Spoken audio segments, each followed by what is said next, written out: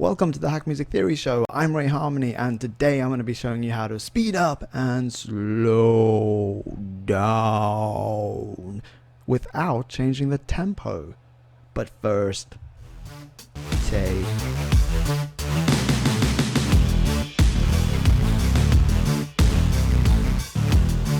Alright, so first things first, what's wrong with changing the tempo during a song in order to speed it up or slow it down? Well, the short answer is nothing, but the long answer is everything.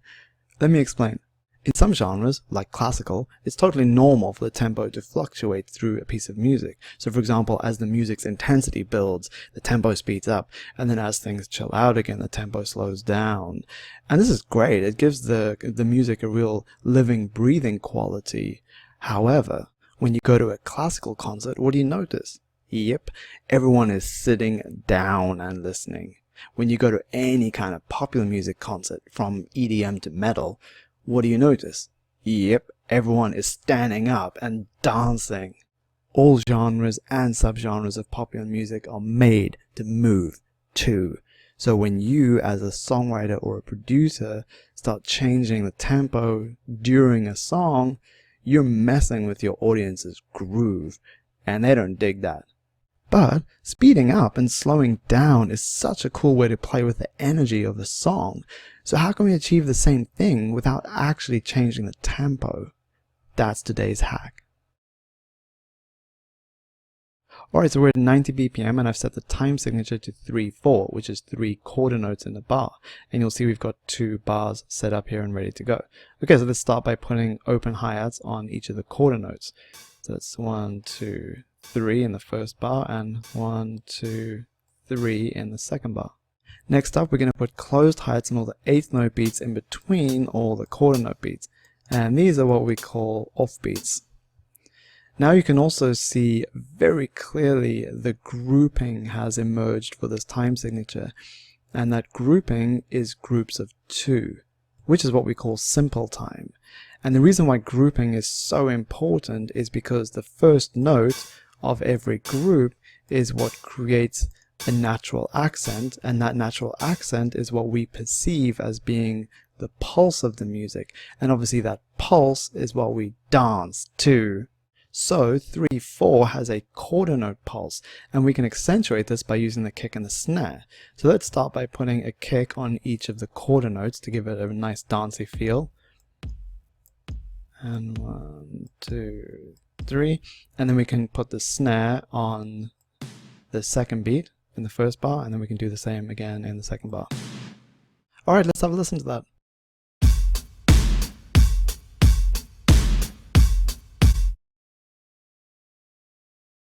Alright, now we're at the fun bit. So we're going to delete the whole of the second bar, and we're going to slow it down. How are we going to do that? Easy. We're going to slow down the pulse. Think about it. The pulse, or to be clearer, the distance between each pulse, is what gives us the tempo. So if we can manipulate the distance between each pulse and make it longer, then each pulse is further apart, which means the pulse is slower, and therefore the music is slower, which gives us the illusion that the tempo has slowed down too. In practical terms, we extend the distance between each pulse by simply using a bigger group.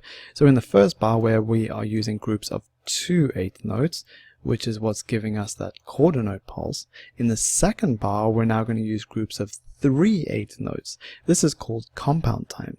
So we're going to go 1, 2, 3, 1, 2, 3. And now you can see in the first bar, we've got 3 pulses, and in the second bar, we've only got 2 pulses in the same amount of time. And that is how we slow music down without changing the tempo. And once again, we'll use the kick and the snare to accentuate the grouping and therefore the pulse. And because in the second bar we've only got 2 pulses, we'll stick the kick on both of them because we still want to keep that dancey vibe going, even though it's going to be slower. And then on the second pulse, we'll add the snare to keep things moving. Alright, so let's have a listen to how this pulse slows down and then speeds up again.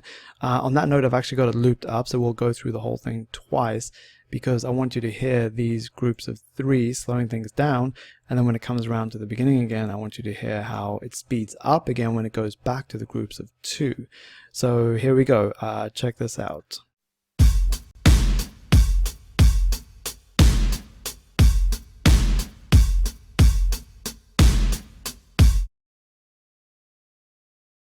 As a huge bonus, you've also just learned the difference between 3/4 and 6/8. So in the first bar, we've got 3/4, which is a simple time signature because it is grouped in 2s.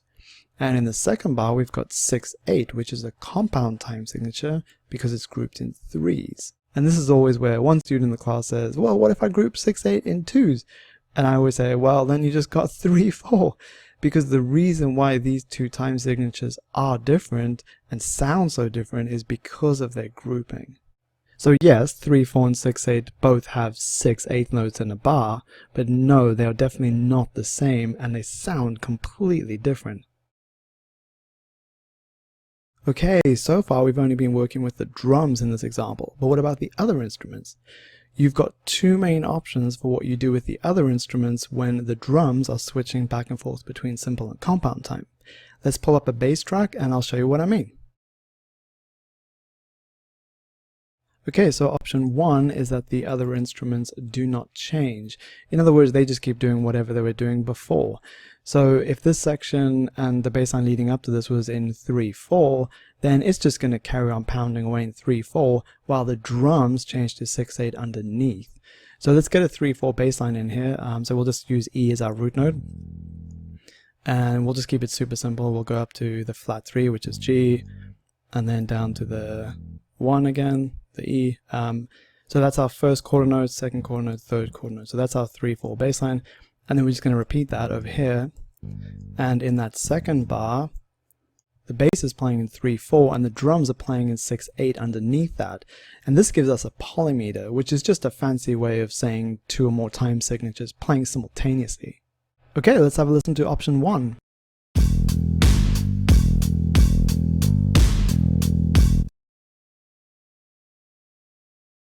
Right, now to option 2, which is when the other instruments change time signatures with the drums.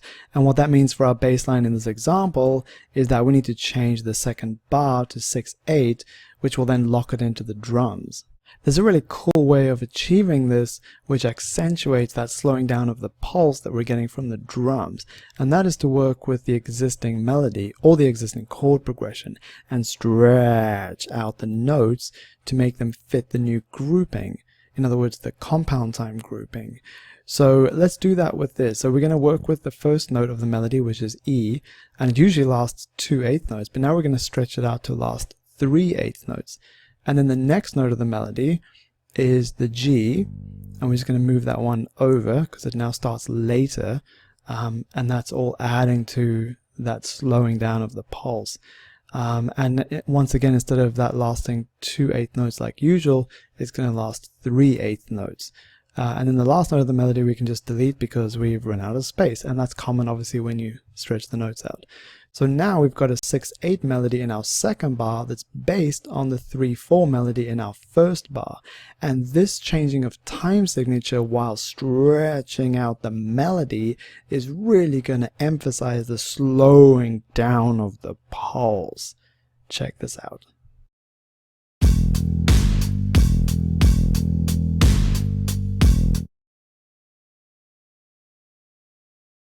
And finally, there's a surprise wildcard option, and even though this is really outside of the box, at the right time and the right place, it can be magic. So let's call this option 3. Why not? In this option, we purposefully mismatch the pulse of the drums with the pulse of the other instruments. So we have these 2 pulses going on at the same time. It's kind of like Doctor Who's 2 hearts. We got 2 heartbeats going on at the same time in this music. And then, to make things even cooler, what happens is when the pulse of the drums slows down, the pulse of the other instruments speeds up. And then vice versa. So we end up with this really interesting juxtaposition that's held in place by this 8th note skeleton, which allows these 2 antagonistic time signatures to function together. But the pulses are constantly countering each other between the drums and the other instruments. Really cool. And the way we do this is by literally just switching this around. So when the drums are playing 3/4 at the beginning, we're going to be playing 6/8. So let's just scooch these around. So we'll put the 6/8 first. So now we've got 6/8 bass line over 3/4 drums, and then we've got 3/4 bass line over 6/8 drums. So have a listen to this, our Doctor Who pulse. Here we go.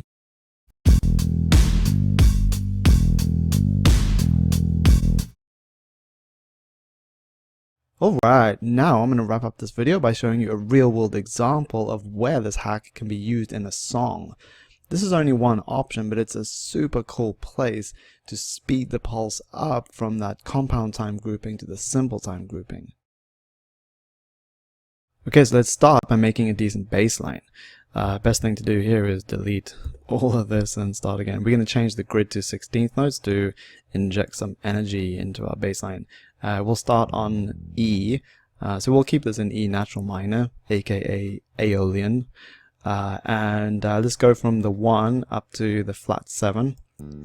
A little rest over here, get some phrasing going, and then instead of coming back in on the second beat, which would be predictable, let's start on the 16th note after that, and we'll play a low flat 7 over here, and then up to the 1, and then let's go down to flat 6, down to the 5, and then let's add some drama here, shoot all the way up to the 4 over here. Oops, just 16th. So yeah, this is all 16th note run, and then let's come back down to the flat 6, and then up to the flat 7, and then what we're going to do is just copy this whole thing into the second one, and we're just going to tweak it a little bit to make it different. So let's start by moving the first note to E, the root. Let's move that one later and hold this flat 7 over, just so we get this cool little syncopation, so accenting that offbeat into bar 2. And then let's actually grab the whole ending and we're going to move it up a little earlier, so it starts on the second beat, which is just going to give us a cool little variation. It's a little hack for when you want variation, but you don't want to change the notes. You vary the rhythm. So we're just going to bring in that same 16th note run, but just earlier. So starting on the second beat. And the funny thing is now, when you start on the second beat, it is unpredictable. If we had started this run on the second beat the first time around, it's predictable. But the fact that we did a rest on that second beat and came in a 16th note later than when you were expecting, the fact that we now start on the second beat the second time round, you weren't expecting that because you were expecting it to start a 16th note later again, and it doesn't. So cool little trick there. Alright, and then let's just change up the ending. So maybe let's just move this note, the flat 7, let's just move it 1 later. So that's just got a slightly different phrasing to it. Okay, let's have a quick listen to our bass line.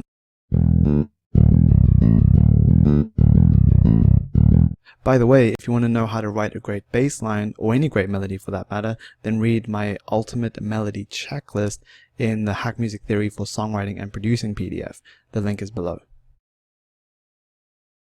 Alright, so now we're going to make a little intro. So let's move our bass and drums out of the way, and then let's copy and paste the bass line into a lead synth track, kick that up an octave, and then we're going to duplicate that, and then the second time let's double that, so we bring in a second lead synth the second time round, and then the third time round is when everything drops, and that's when we kick the bass guitar in, and let's double that with the bass synth.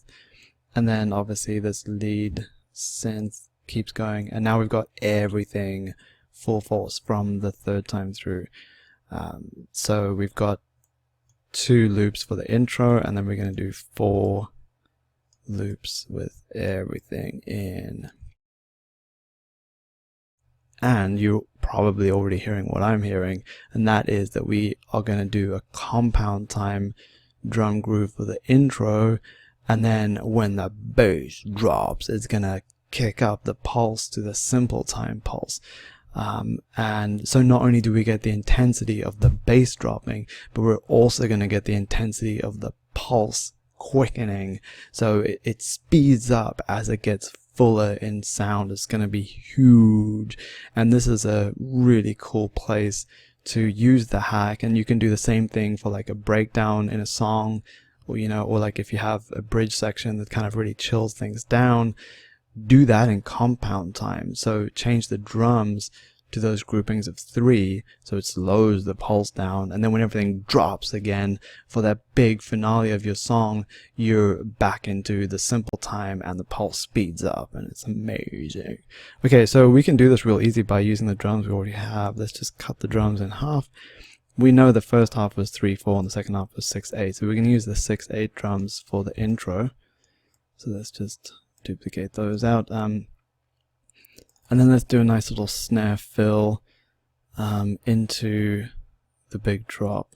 So let's get rid of the other stuff, and then we'll just do bah, bah, machine gun snare fill. And I'm just going to throw in a little flam, which is just a super quick note before that first one.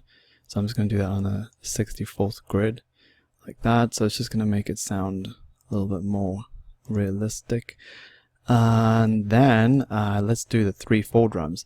So this is going to be for the drop. So let's get in and have a look at those. Right, now we're going to spice these up a little bit too, because we're going to inject extra energy by switching the open heights with the closed heights, because currently the open heights are on the quarter note pulse. So we're going to move those to the offbeat, so in other words the 8th note in between the quarter note pulse, and then we're going to move the closed heights onto the quarter note pulse. And this is that classic dancey syncopation where those offbeats are accented, especially with that open height. It's just going to make it super groovy. Alright, then let's spice it up a little bit, maybe with the extra 16th note on the hats, the closed hats, at the beginning of every bar. Maybe just a little tasty snare drum there that you're not expecting. And that is about it. Let's copy and paste that, so we're duplicating that 4 times through, and then maybe halfway through let's just put in a little snare roll again, which is just gonna keep things rolling. It's gonna keep that momentum going and going. Okay, and we are done. This is gonna sound so cool. Alright, so we've got our compound time intro, groups of 3 with a slow pulse, and then we're doing the big drop. When everything kicks in, we're going simple time and the pulse is quickening, and we're going to get that intensity of not only the speed, the perceived tempo increasing, but we're also going to be getting the big low end, and it's going to be huge. Anyway, I'll shut up now and play it. Are you ready?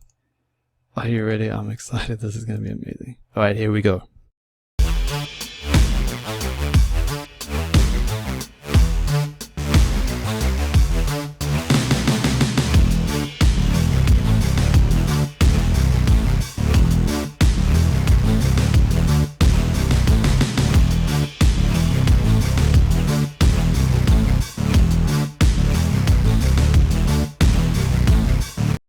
Lastly, thanks big time to our patrons over on Patreon for supporting Hack Music Theory. And if you want to join our Hack Music Theory revolution and get exclusive content too, then please visit patreon.com/revolutionharmony.